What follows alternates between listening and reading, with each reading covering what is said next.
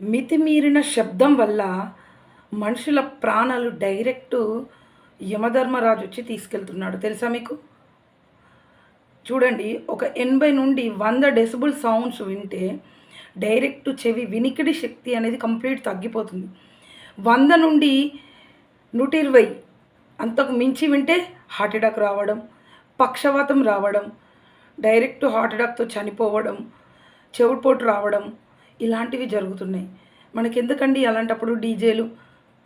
ఏదో ఒక health issue వస్తే హాస్పిటల్తో లేదా ఆయుర్వేదం వాళ్ళతో లేదా మెడిటేషన్ చేసి ఇలా కొన్ని హోమ్ రెమెడీస్ యూజ్ చేసి మన ప్రాణాలని, మన చిన్న చిన్న రోగాల్ని పోగొట్టుకోగలుగుతున్నాం.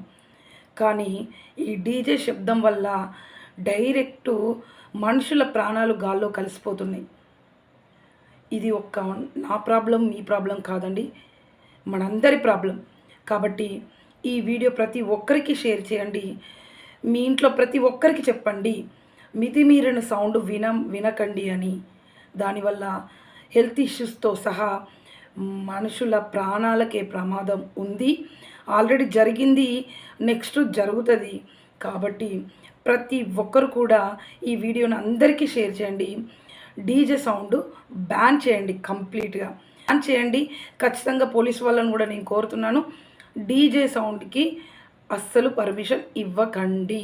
దానివల్ల మనుషుల ప్రాణాలు డైరెక్ట్ గాల్లో కలుస్తున్నాయి. ప్రతి ఒక్కరికి ఈ వీడియో షేర్ చేయండి, లైక్ చేయండి, మీ ఒపీనియన్ కామెంట్ తెలియచేయండి.